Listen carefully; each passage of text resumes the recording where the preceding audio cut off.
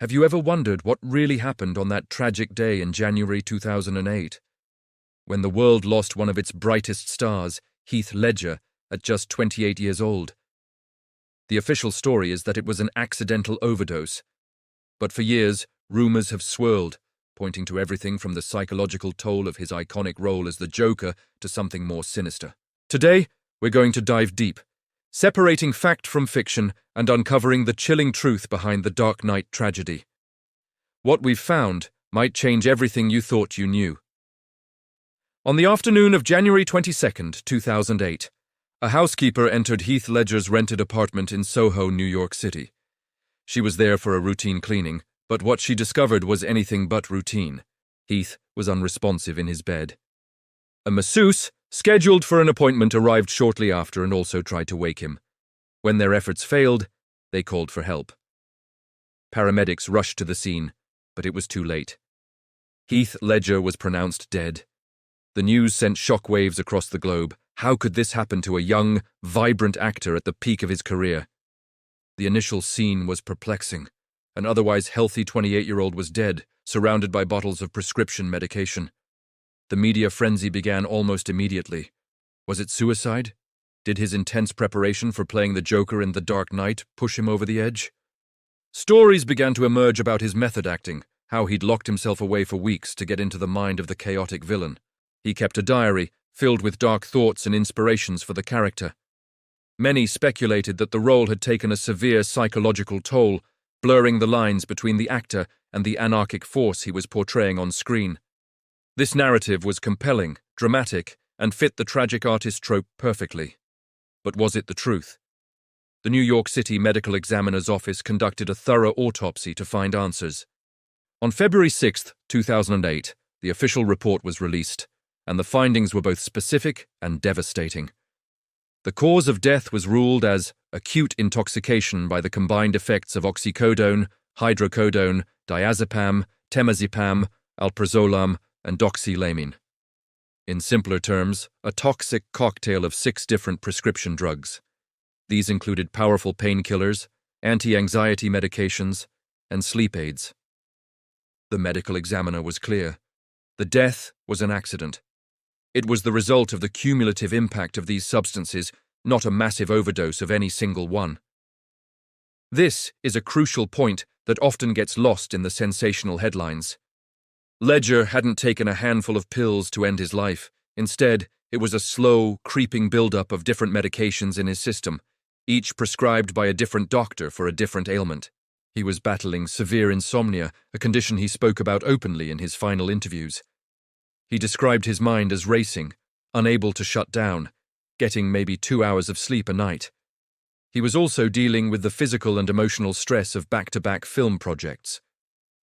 He had just wrapped The Dark Knight and had immediately flown to London to begin work on The Imaginarium of Dr. Parnassus, where he was reportedly suffering from a chest illness. Friends and family painted a picture of a man who was exhausted, not despondent. He was a doting father to his young daughter, Matilda, and was looking forward to the future. His sister, Kate Ledger, later stated that on their last phone call the night before his death, he was upbeat and full of laughter. He was not suicidal. He was simply trying to manage his pain and get some sleep. Each pill was taken with the hope of finding relief, not oblivion. The tragedy was that this desperate search for rest, this combination of legally prescribed drugs, created a lethal synergy that shut down his respiratory system. The police investigations supported this conclusion. They found no suicide note. They found no evidence of illegal drug use. They traced the prescriptions, all of which were legitimate. The Drug Enforcement Administration, or DEA, even launched its own investigation, looking into the doctors who had prescribed the medications. They wanted to determine if there was any professional misconduct. Ultimately, they concluded that the doctors had acted properly and cleared them of any wrongdoing. The case was officially closed. The cause of death was accidental, a tragic mistake born from a perfect storm of exhaustion, illness, and a reliance on modern medicine to keep going. So, what does this mean for the Joker theory? While immersing himself in the role was undoubtedly draining, it wasn't the direct cause of his death. It was a contributing factor to his exhaustion and insomnia, but it wasn't the dark force that dragged him under. The real villain in this story is more insidious. The quiet danger of polypharmacy, the practice of taking multiple medications at once. Heath Ledger's death served as a stark, public wake-up call to the risks of mixing prescription drugs, even when they're obtained legally and taken as instructed.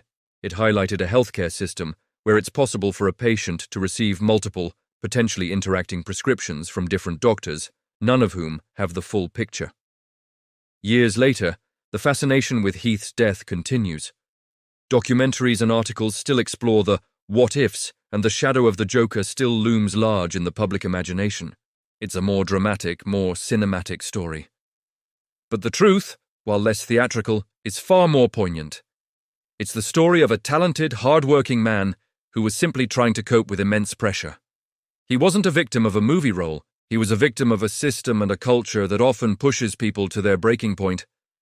Offering pills as a quick fix for deep-seated problems like stress and insomnia, his death is a powerful reminder of the importance of mental health and the need for a more holistic approach to well-being, especially for those in high-pressure environments.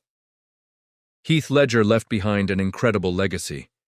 His posthumous Oscar for The Dark Knight was a testament to his extraordinary talent and the depth he brought to one of cinema's most memorable villains. But his legacy is also a cautionary tale. It's a reminder to be mindful of what we put into our bodies, to talk openly about our struggles, and to check in on our friends and loved ones. The chilling truth behind Heath Ledger's death isn't a story of a comic book villain's curse.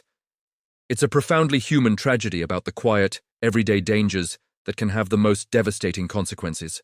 Thank you for watching. If you or someone you know is struggling, please know that help is available and you are not alone. We've included some resources in the description below. Don't forget to subscribe for more deep dives into the stories that have shaped our world.